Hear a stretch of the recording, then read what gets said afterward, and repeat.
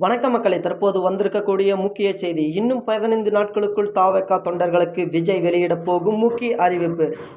தமிழ் சினிமாவை பொறுத்தளவுக்கு பார்த்தீங்கன்னா, விஜய் ஒரு முன்னணி நடிகராக கொடிகட்டி பறந்து கொண்டிருக்கும் நடிகர் விஜய் கடந்த கால மாதத்திற்கு முன்பு தமிழக வெற்றி கழகம் என புதிய கட்சி தொடங்கினார்.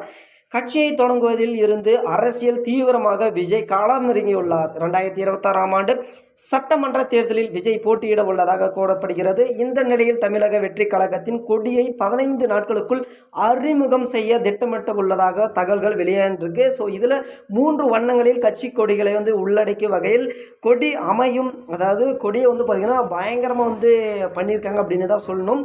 ஸோ எதிர்பார்க்கப்படுகிறது கொடி அறிமுகம் செய்தவுடன் அனைத்து மாவட்டங்களிலும் கொடியேற்ற அனுமதி பெறும் பணிகள் தொடங்குகிறது என்று அறிவிக்கப்பட்டது. கொடி அறிமுகம் செய்யப்பட்ட பிறகு மாநாடு நடத்துவது குறித்து அறிவிப்பு வெளியாகும் என கட்சி வட்டாரங்கள் தெரிவித்திருக்காங்க.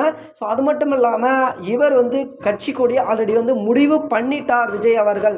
ஸோ இந்த கட்சி கொடியை அதிகாரப்பூர்வமாக வெளியிட போகிறாங்க. ஸோ இந்த கட்சி கொடியை பொறுத்தளவுக்கு பார்த்தீங்கன்னா அதை ஆக்சுவலாக பார்த்தீங்கன்னா மாநாடுகளை தொடங்கிட்டாங்க. பள்ளி மாணவர்கள் மூலியமாக இந்த மாநாடுகள் நடைபெற்று கொண்டிருக்கிறது அப்படின்னு குறிப்பிடத்தக்கது. ஸோ இந்த விஜயோட கட்சியை பொறுத்தளவுக்கு பார்த்தீங்கன்னா அவர் அந்த மாநாடையும் சரி அந்த ப்ரோக்ராமையும் சரி ரொம்ப கனக்கச்சிதமாக தான் நடத்திட்டு வந்திருக்கிறாரு. ஸோ இதனால் பார்த்தீங்கன்னா விஜய்க்கு பெரிய ஆதரவு கிடைக்குமா அப்படின்னு பார்த்தீங்கன்னா ஒரு பக்கம் கேள்வி இருந்தாலும், ஆனால் மாணவர்களோட சப்போர்ட் பாதிக்கு பாதி நம்ம விஜய் அவர்களுக்கு தான் அப்படின்றதையும் ஒரு பக்கமாக போயிட்டுருக்கு. ஸோ நீங்கள் விஜய்க்கு சப்போர்ட் பண்ணுவீங்களா அப்படின்றவங்க எல்லாம் மறக்காமல் ஒரு லைக் போட்டுருங்க. ஸோ இல்லைப்பா எனக்கு ஒரு சில கண்டிஷன்கள்லாம் இருக்குது இவர்கிட்ட அப்படின்னு உங்களுக்கு ஏதாவது கண்டிஷன் இருந்தால் மறக்காமல் கமெண்ட் செக்ஷனில் பதிவிடுங்க. மீண்டும் அடுத்த வீடியோவில் பார்ப்போம். நன்றி, வணக்கம், தேங்க்யூ.